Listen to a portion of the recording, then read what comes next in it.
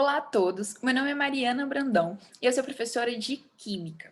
Na verdade, eu sou formada em licenciatura pela Universidade de Brasília e essa é a minha graduação. Atualmente eu faço mestrado, em ensino de ciências também na Universidade de Brasília e eu vim contar aqui um pouco para vocês da minha experiência, me transformando ou me tornando numa professora maker, o que quer que isso signifique. Eu vou começar falando, antes de apresentar qualquer dado concreto, as minhas crenças sobre o que é o maker, né? O que é essa história do aprendizado baseado no fazer, que hoje nos traz o maker para dentro da sala de aula. Então, quando eu penso num professor maker, eu não consigo restringi-lo a uma área. Eu não consigo falar, nossa, um professor de química ele vai ter uma melhor característica para ser um professor maker, ou um professor de física vai ter uma melhor característica. Isso não existe. Porque eu acredito que o principal ingrediente do professor maker é a curiosidade e talvez a falta de noção de limite. Mas calma, não fiquei louca em falar isso. O que é a falta de noção de limite? Muitas vezes a gente acaba muito limitado dentro do que a gente acredita que pode fazer. Então você até tem aquela ideia, você até tem aquela vontade, mas você acha que você não tem competência para aquilo, ou que você não vai conseguir dar um próximo passo, ou que você não vai conseguir levar o maker para dentro da sua sala de aula. Eu não diria que são as minhas experiências como professora de química que me levaram a ser uma professora maker, Talvez até pelo contrário. Quando eu penso em um laboratório de química, eu penso num ambiente ainda enrijecido, ainda um ambiente que tem muitas regras, por ser um ambiente de alta periculosidade, Mas dentro do laboratório de química eu aprendi a me virar muitas vezes. Muitas vezes eu queria fazer experimentos de uma maneira diferente, ou numa pegada diferente, num contexto diferente, até trabalhar de forma diferente com os meus alunos, e eu tinha ali uma restrição de um roteiro. Então eu nunca fui muito boa com restrições, Acontece que lá atrás, antes desse nome, dessa marca, dessa cultura maker ser empregada, eu já trabalhava com um clube de ciências. E quando eu trabalhava com um clube de ciências, a gente acabava pegando várias áreas da ciência, Então a gente trabalhava com química, com física, com biologia, certo? E assim, partes de engenharia também, o que acabava sendo um projeto STEAM, e não só algo restrito, STEAM é aquele Science, Technology, Engineering, Arts and Math. Então, a gente está falando de um projeto que trabalha com ciência, tecnologia, engenharia, artes e matemática, propriamente ditas, porque não existe um limite, um limiar aí de transição entre essas áreas. E é isso que é muito legal, porque na minha visão, o que o maker faz? O maker, ele traz ferramentas, ele traz um espaço convidativo para que essas áreas sejam exploradas de uma maneira diferente daquela engessada, como num laboratório de química. Tá? Então, quando eu penso em maker, eu penso nisso. Eu penso num local no qual eu posso transformar para algo concreto todas as minhas ideias e idealizações. Por isso que o maker, ele é tão plural, ele é plural no nível. Eu não preciso ser professora de química, ou ser professora de física, ou ser professora de biologia, ou ser formada em engenharia, Eu posso ter conhecimentos diversos. Atualmente, na época, o meu primeiro contato com a cultura maker foi quando eu troquei de colégio que eu trabalhava e tinha uma oportunidade de estar envolvendo umas coisas makers lá em sala de aula. E aí eu falei, cara, mas eu não sei nada de eletrônica. Tive um clube de ciências, Mas o que eu vou fazer com a parte de eletrônica? Então, comecei a pedir umas aulas para o professor de robótica da antiga escola que eu trabalhava, e ele super me apoiou, me ensinou algumas coisas básicas sobre Arduino. Então foi meio que na curiosidade, eu achava aquele negócio muito legal, eu olhava para o Arduino e falava, cara, como que os meus alunos ali do Fundamental 2 sabem mexer em Arduino? E eu nunca nem tinha ouvido falar sobre o que era Arduino na minha vida. E aí eu comecei a entender como que aquilo funcionava e como que aquilo despertava a curiosidade dos meus alunos. Por que era tão legal? E mais do que isso, como que eu podia trabalhar com aquilo? Logo em seguida, numas conversas assim, com os professores dessa nova instituição, eles falaram que estava tendo um processo seletivo na Casa Thomas Jefferson, que era para educador maker, uma certificação, a primeira turma. E eu me inscrevi.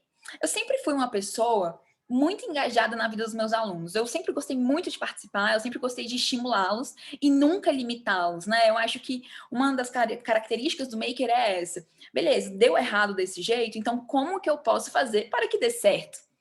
Onde eu quero chegar? Quais são as ferramentas que eu posso utilizar? O que, que eu posso agregar, né? Para que eu tenha ali uma função maker. E foi assim que aconteceu, gente. Eu fiz a certificação da Thomas, eu fui selecionada, eles estavam selecionando pessoas, me senti super especial, assim, nossa, nunca fui maker de nada, vou aprender um monte de coisa. E lá eu tive contato com objetos de realidade aumentada, como fazer isso, robôs que eram com motorzinhos vibratórios, coisas que, como professora de química, eu não tinha tido contato, nem no laboratório de ciências, mesmo tendo construído um canhão de plasma, que era uma coisa que envolvia marcenaria, uma coisa que envolvia física, né, e química também, né, mas eu não tinha aquela experiência ainda que eu tive na certificação, de conhecer placas make-make, então foi meio que fui tendo uma oportunidade e fui abraçando essa oportunidade. Eu procurei as oportunidades e eu nunca tive medo de dar um passo desconhecido. Então, quando eu falei assim, não, beleza, a gente vai ter uma turma de maker, a gente gostaria que você assumisse, porque a gente acha que você tem o perfil, porque você já trabalhou com clube de ciências. Eu falei, top, não tem problema, vou aprender. O que vocês fazem nessa turma de maker? E aí fui, me inteirei, aprendi sobre Arduino, sem medo algum, sabendo que eu poderia errar, tá? Isso é uma coisa que a gente tem que trazer para a realidade do maker. Nós vamos errar. Nós vamos errar. E todo mundo, independente da área na qual você atua hoje, você vai ter algo a agregar a um espaço maker. Então, você sabe costurar. Costura é uma das áreas envolvidas dentro de um espaço maker. Uma coisa que eu acho que é super importante da gente ter noção beleza, eu tenho esse conhecimento, mas como que eu aplico esse conhecimento? Qual o objetivo para o qual eu estou desenvolvendo esse conhecimento nos meus alunos, sabe? E aí vem toda essa parte de engajamento. Porque o seu aluno vai ficar, tá, beleza. Ele vai ficar super animado quando você falar assim, nossa, vamos trabalhar com impressora 3D. Porque eu também não sabia mexer numa 3D. Eu tudo fui atrás. Fui atrás de curso, fui atrás de coisa na internet, fui vendo para poder me virar. Eu tive contato primeiro com a MakerBot, que é uma impressora 3D super robusta, super cara, né? E que é uma coisa que atrai. Fiz o curso também lá na Casa Thomas Jefferson, que era um curso que eles tinham gratuito, umas oficinas gratuitas, que você se inscrevia para você aprender o básico de 3D ali, para você olhar a impressora 3D funcionando e tal, quanto tempo que demorava, etc. E aí depois comprei uma impressora 3D, trabalho com a Ender hoje, que é uma impressora altamente editável, né, digamos assim, você pode adicionar muitas coisas nela, o que facilita para que você transforme ela numa coisa que você precisa, e isso foi me dando confiança e propriedade para falar sobre isso com os meus alunos, porque esse tópico engajamento, ele é um tópico muito importante. Quando o seu aluno tiver contato com uma impressora 3D, vou usar esse exemplo da 3D, mas isso vai se aplicar a várias coisas que podem ser feitas dentro do Maker. Quando o seu aluno tiver contato com a 3D, a primeira coisa que ele vai perceber é que o que ele quer imprimir não vai ficar pronto na hora. E a gente tem uma geração de pessoas que precisa de um resultado imediato. Eles precisam que aquele negócio aconteça, eles precisam ver aquilo funcionando, porque senão não presta. Senão não é interessante. Senão, por que eu estou perdendo meu tempo fazendo isso aqui? Né? E é basicamente isso que tem de acontecer quando a gente fala sobre impressora 3D. Por isso que eu sempre falo sobre o propósito do projeto dentro de um laboratório maker. Né? Falar sobre maker é muito lindo, é muito legal, mas por que seu aluno vai aprender a utilizar uma serra de cutico? Sabe? Por que seu aluno vai aprender a programar dentro de Arduino? Se ele não tem um objetivo, se ele não tem um propósito final, como que você espera que ele se engaje naquele processo? Então, você, como professor que deseja se tornar um maker, que está dando os seus primeiros passos, né, que está caminhando para isso, você tem que estar preparado para lidar com a frustração, você tem que estar preparado para fazer com que o seu aluno entenda que ele vai se frustrar, que vai dar errado, que ele precisa passar por isso, para que ele de fato entenda como vai funcionar essa ideia maker. Né? Então, o engajamento, ele vem muito do qual a tua ideia? Como que eu estimulo meu aluno a ter uma ideia? Como que eu estimulo meu aluno a trabalhar num projeto? Que tipo de projeto que eu posso desenvolver com meu aluno? E isso são coisas que vai depender do ambiente que você está envolvido, né? Agora, o que eu acho para um professor maker é sempre manter a noção do propósito, né? Por que eu quero que meus alunos façam esse trabalho de marcenaria? O objetivo deles é construir uma escada, e a gente vai subir na escada depois e vai testar se a escada funciona? Top! Né? O que eu preciso de conhecimento para que eles possam construir uma escada com madeira? Não sei. Concorda? Não sei. Tem muitas coisas que podem ser utilizadas, muitos materiais, né? Uma questão do desafio, o desafio em aulas, assim, é muito interessante, porque eles tendem a se engajar quando é um desafio mais curto, né? Então, o engajamento dos seus alunos, ele tem que vir disso. Ele tem que primeiro entender que ele vai ter uma ideia, que você tende a comprar essa ideia e ele precisa analisar essa ideia para saber como que ela vai ser comprada, quais são as oportunidades que ele vai ter dentro daquilo e como que ela vai ser trabalhada, quais são as ferramentas, quais são os desafios que vão acontecer ali, né? E qual é, mais uma vez, o propósito. Estou repetitiva nesse tópico porque o engajamento ele sempre vem do propósito e ele também vem da crença, né? Do quanto que teu aluno acredita que você acredita na ideia dele. Então não é simplesmente você chegar e falar, nossa, vamos ser maker aqui, vamos usar esse espaço super legal.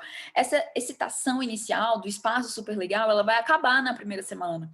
Por que que seus alunos se mantêm nisso? Porque eles se sentem desafiados, porque eles se sentem ouvidos e porque eles entendem que aquilo é uma oportunidade deles expressarem coisas que eles não sabem ainda, né? Dentro das minhas experiências makers, eu acho que tem uma experiência que foi muito vitoriosa, né? Que foi quando eu trabalhei com a máquina de Rube Goldberg, numa das instituições que eu trabalho hoje. Então, a ideia que eu tive com os meus alunos era que eles montassem uma máquina de Rube Goldberg, e essa máquina de Rube Goldberg tinha que ter um experimento, que fosse de química, de física ou de biologia, ou até mais de um experimento desde que fossem de áreas diferentes. Né? Então, naquele momento, eles tiveram a oportunidade de trabalhar não só com o contexto da máquina de Rube Goldberg, que é muito inventivo, muito criativo, e nós levamos para amostras aqui em Brasília, né? Eu sou de Brasília, nós levamos para amostras aqui, tiveram no Parque da Cidade, e foi um super sucesso. Deu errado muitas vezes, mas todos eles se empenharam, e um dos grandes motivos pelos quais todos se empenharam é porque eles me viram muito empenhada também.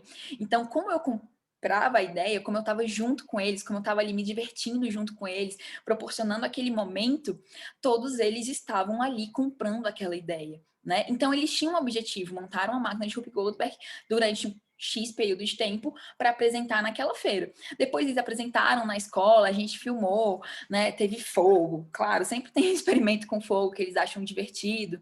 E tiveram muitos desafios e muita união do grupo também. Acabou que depois, esse grupo ele foi se transformando em outras coisas. É o meu grupo maker mais antigo. E atualmente esse grupo, ele não trabalha mais com dentro de um laboratório maker. Principalmente com a questão da pandemia, né? Esse grupo que era maker, que na verdade era um grupo de STEAM, que acontecia dentro de um laboratório, mas que tinha uma pegada maker. Hoje, a gente trabalha com o Instagram, né? Com produção de conteúdo para o Instagram. E muitas pessoas me questionam assim, cara, mas assim, isso é maker? E eu falo, claro que isso é maker, porque o maker, ele vem do protagonismo do aluno, ele vem do aprender fazendo. E o que que é o aprender fazendo? É quando o aluno mete as caras e vai atrás de fazer algo, de fazer um protótipo, de ter um projeto, né? Que ele mesmo desenvolveu, que ele colocou a mão na massa, sabe? Que ele investigou, que ele produz para aquele projeto em específico ali. Então, quando a gente fala de maker, é muito mais amplo do que simplesmente ter um laboratório com uma impressora 3D dentro e algumas serras. Porque às vezes as pessoas limitam a isso, e não é só isso, né? Você ser maker é um do it yourself o tempo inteiro, com vários contextos diferentes. E é muito importante que você, como professor que deseja ser um professor maker, se especialize em coisas diferentes. Então, busque interesses diferentes daqueles que você tinha inicialmente. Então, inicialmente, meu interesse era o clube de ciências, era fazer experimento. Depois, meu interesse passou a ser como eu pego esses experimentos e eu trago para um outro contexto, né? Que foi o contexto da máquina de Rube Goldberg. Depois, eu comecei a trabalhar com impressoras 3D, com programação, com prototipagem em 3D, né? Nós fizemos algumas simulações. E agora a gente trabalha com Instagram, marketing digital, como produzir conteúdo, fazer o design de conteúdo para ser postado no Instagram. Então, tudo isso é muito pertinente ao universo maker. Por quê? Porque eu tenho meu aluno aprendendo enquanto ele faz, né? Essa é a graça do universo maker e essa é a essência do nosso universo maker. Não é limitar o maker a um espaço, né? O maker ele tem que ser transversal. Ele não pode ficar preso dentro de uma única sala, porque senão isso é muito, muito, muito pouco para quem está de fato trabalhando com maker. Se eu tivesse que te dar assim um conselho para os seus primeiros passos, por onde começar, né? Comece se perguntando: o que que você tem curiosidade? O que que você gostaria de fazer se você pudesse? Sabe? Se você pudesse abrir o seu carro e desmontar o seu carro, você faria isso? Você tem curiosidade de aprender a mexer numa impressora 3D? Você consegue visualizar que você indo atrás desse tipo de conhecimento, você consegue entender o que é trabalho em equipe, né? Você consegue todas essas reflexões, elas devem ser reflexões tomadas antes de você iniciar o seu processo maker. E fora isso, eu não dispensaria nunca, jamais, a formação que eu tive, porque essa formação, ela me deu uma outra perspectiva. Principalmente, eu nunca vou esquecer, essa formação, ela fez com que a gente assistisse um filme chamado O Menino que Descobriu o Vento, que é obrigatório. Se você deseja ser um professor maker, se você deseja estar no mundo maker, você tem que assistir O Menino que Descobriu o Vento. Nesse filme, gente, ele monta, né, um redemoinho que produz energia e aí faz com que tire água do poço. Tô aqui dando spoiler, né? Mas tire água do poço, irrigue a plantação e as pessoas ali resolvem o problema do seu vilarejo, né? Olha como isso é rico, porque existia um propósito. Existia um propósito por trás do projeto que ele estava desenvolvendo. E foi isso que deu força para ele, para que ele desenvolvesse esse projeto. Se ele não tivesse nenhum tipo de dificuldade, né, na vida, se ele não tivesse um problema a ser resolvido, ele não teria tomado essa iniciativa. Ele poderia vir a tomar outras iniciativas em outros momentos. Mas se aquilo não fosse um problema tão urgente para ele não teria buscado essa solução. Então, assim, ser maker, tornar-se maker, é buscar soluções para problemas que você enxerga e que você sabe que ainda ninguém parou para pensar naquilo, né? Não é que aquilo é pouco importante ou aquilo, sabe, foi desvalorizado, mas ninguém parou ainda para pensar naquilo. Então, eu sempre acredito que uma fonte muito rica de inspiração para os seus primeiros passos são cursos, né? Você ter uma formação maker. Não existe uma formação maker oficial.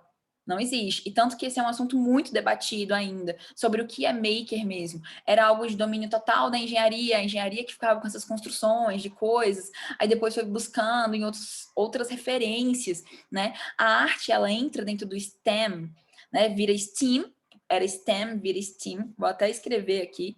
Então, a gente tinha algo que se chamava STEM, que passa a ser STEAM, porque começa a contar com a arte.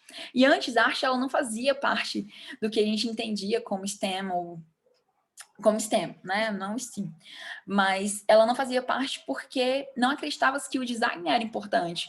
Mas se eu estou falando de um aprendizado baseado no fazer, e se esse aprendizado baseado no fazer se propõe a solucionar um problema, então a gente tem ali uma junção de duas formas de aprendizado, né? Que é o aprendizado baseado no fazer e o aprendizado baseado na solução de problemas, né? Então, solve learning, acho que é alguma coisa, problem solving learning, né, na verdade. Então eu tenho um problema que vai ser resolvido por um grupo que vai inventar uma solução. E esse problema, ele pode ser qualquer problema, tá? Então, a minha sugestão para o seu primeiro passo é buscar referências. Quer sejam em formações reais, né, formações já concretizadas, consolidadas no mercado, quer seja referências na internet, quer seja referências em coisas que você gosta de fazer, quer seja você se propondo a montar um novo esquema de irrigação para sua sala, ou para sua casa, ou até mesmo pintar a sua sala, sabe? Acho que atividades do it yourself são atividades que proporcionam muito conhecimento pessoal. Então, assim, quanto disso eu gosto de me envolver? Quanto disso faz parte do meu dia a dia? Entenderam? E fora isso, ser sempre uma pessoa atenta a essas novas tendências, né? Tendências de ferramentas mesmo, de ferramentário. Quando as pessoas escutam que eu trabalho hoje com Instagram e que o meu grupo que trabalha comigo no Instagram, ele é um grupo que eu considero um grupo maker, elas tendem a estranhar isso. Mas isso não é estranho. Não é estranho desde que eu tenha o meu aluno aprendendo baseado no fazer. Essa é a essência do maker. Então, beleza, o meu aluno ele trabalha com Instagram, mas o meu aluno aprendeu a editar vídeo. Meu aluno aprendeu a editar foto. Meu aluno aprendeu a mexer no Photoshop. né? Meu aluno aprendeu o que é design, como que ele estuda o design, como que ele trabalha com marketing digital, como que ele produz um Instagram. Ele aprendeu fazendo isso. Ah, nós utilizamos a impressora 3D. Utilizamos. Nós utilizamos a impressora 3D, inclusive, em campanhas para o nosso Instagram. No ano passado, no auge da pandemia, nós produzimos mais de 300 face shields para doação, né, na escola com esse meu grupo de alunos. E o protótipo em 3D foi deles, né? A montagem não foi deles porque todos estávamos afastados da escola. Então, eu estava indo à escola apenas para poder fazer esses face shields e a gente poder ter essa doação. Mas todo o resto, a divulgação, a busca por pessoas que estavam interessadas em ter aquele produto, que estavam necessitadas daquele produto, né? Levantamento de mercado, divulgação, tudo foi feito por parte deles. A nossa mais recente conquista, sim, foi um mini curso que eles deram sobre marketing digital. Então, eles ensinaram outras pessoas com aquilo que eles estavam fazendo, sabe? Uma coisa que me dói muito, às vezes, é o maker restrito ao espaço físico do maker, né? Então, a gente tem professores que poderiam estar trabalhando com o maker dentro de sala de aula, com materiais simples, e eles deixam de trabalhar com isso. Principalmente quando a gente fala sobre o ensino médio, né? Sobre a educação do adolescente. Então, o adolescente, ele acaba ficando muito mais restrito a aulas tradicionais, né? Que envolvem poucos conteúdos ou envolvem conteúdos de maneira muito literal, sendo que eles teriam a oportunidade de estar trabalhando com a física, com a química, com a biologia, em contextos muito mais envolventes, né, e que demandariam deles muito mais raciocínio lógico, pesquisa, discussão, que é o que de fato faz com que esses meninos internalizem as coisas que eles estão aprendendo, né? Então, o professor maker, ele já tem uma aura maker, ele só precisa desabrochar essa aura maker. E o seu primeiro passo, além de poder, né, claro, ser um curso, tá? Para que você entenda várias pequenas mudanças que vão vir a acontecer, também vai ser experimentar. Experimentar sem medo de errar dentro de sala de aula. Então, coisas simples, sabe? Coisas, vou fazer um carrinho de latinha aqui em sala de aula, eu preciso de pouco material, o meu aluno pode trazer esse material dentro de casa, da casa dele, entendeu? Vou fazer uma corrida de barquinho de papel, por que que funciona, por que que não funciona, investigar um fenômeno, olhar para aquele fenômeno, fazer com que o seu aluno busque se interessar naquilo, sabe? Problematizar aquilo. Então, essa transição de professora de química para professora maker, ela existe, ela não existe, né? Eu acho que é mais um acréscimo de coisas que já existiam anteriormente. E tudo isso vem dessa vontade de aprender coisas novas, de mexer com coisas novas e de potencializar projetos que já existiam e não limitá-los ao que eu já sabia ou ao que os meus alunos já sabiam, ao que eles já sabiam que funcionava, ao que eles já tinham visto na vida deles, né? E, gente, é basicamente isso que eu tinha para falar para vocês.